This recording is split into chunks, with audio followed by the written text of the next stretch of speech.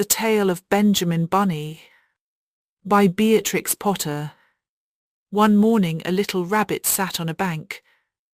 He pricked his ears and listened to the trit-trot of a pony. A gig was coming along the road.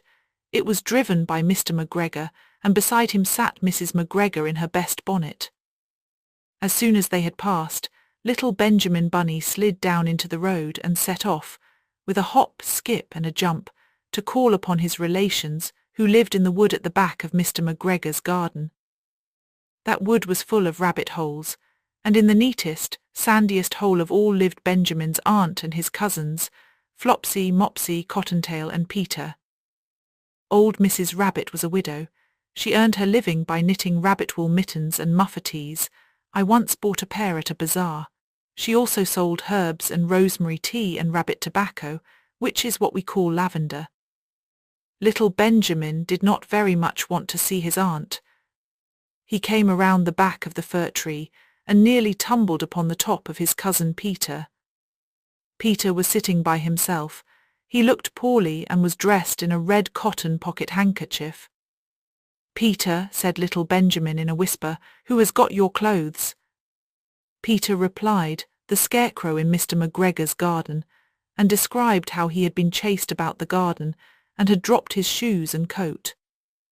Little Benjamin sat down beside his cousin and assured him that Mr. McGregor had gone out in a gig, and Mrs. McGregor also, and certainly for the day, because she was wearing her best bonnet. Peter said he hoped that it would rain. At this point old Mrs. Rabbit's voice was heard inside the rabbit hole, calling, "Cottontail, Cottontail, fetch some more chamomile." Peter said he thought he might feel better if he went for a walk. They went away hand in hand, and got upon the flat top of the wall at the bottom of the wood. From here they looked down into Mr. McGregor's garden. Peter's coat and shoes were plainly to be seen upon the scarecrow, topped with an old tam-o'-shanter of Mr. McGregor's. Little Benjamin said, "It spoils people's clothes to squeeze under a gate. The proper way to get in is to climb down a pear tree." Peter fell down head first, but it was of no consequence, as the bed below was newly raked and quite soft. It had been sown with lettuces. They left a great many odd little footmarks all over the bed, especially little Benjamin, who was wearing clogs. Little Benjamin said that the first thing to be done was to get back Peter's clothes, in order that they might be able to use the pocket handkerchief.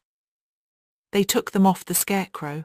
There had been rain during the night, there was water in the shoes, and the coat was somewhat shrunk. Benjamin tried on the tam-o'-shanter, but it was too big for him. Then he suggested that they should fill the pocket handkerchief with onions, as a little present for his aunt. Peter did not seem to be enjoying himself. He kept hearing noises. Benjamin, on the contrary, was perfectly at home, and ate a lettuce leaf.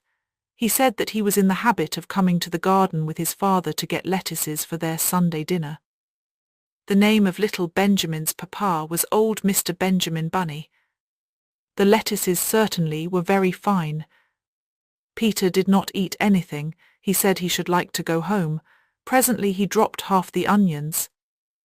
Little Benjamin said that it was not possible to get back up the pear tree with a load of vegetables.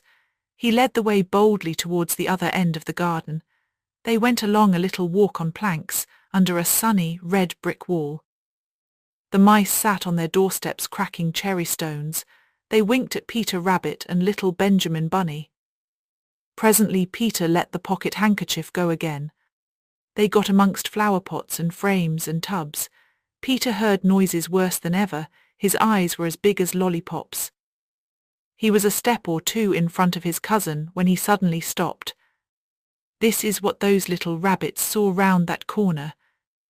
Little Benjamin took one look, and then, in half a minute less than no time, he hid himself and Peter and the onions underneath a large basket.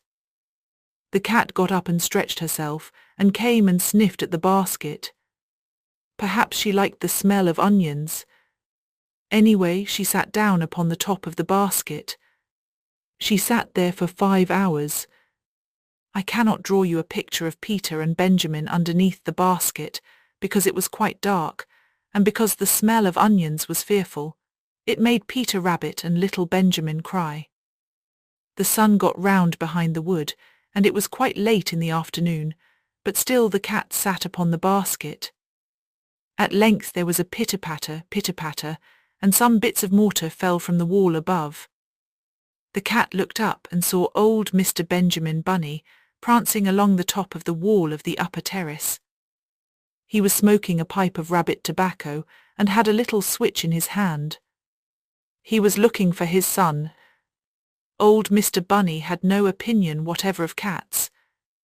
He took a tremendous jump off the top of the wall on to the top of the cat, and cuffed it off the basket, and kicked it into the greenhouse, scratching off a handful of fur. The cat was too much surprised to scratch back.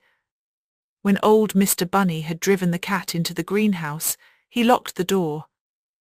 Then he came back to the basket and took out his son Benjamin by the ears and whipped him with the little switch. Then he took out his nephew Peter. Then he took out the handkerchief of onions and marched out of the garden.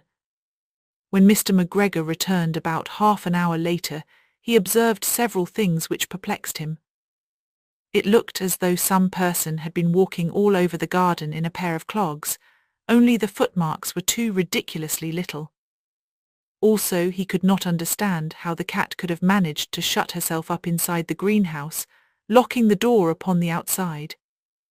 When Peter got home, his mother forgave him, because she was so glad to see that he had found his shoes and coat.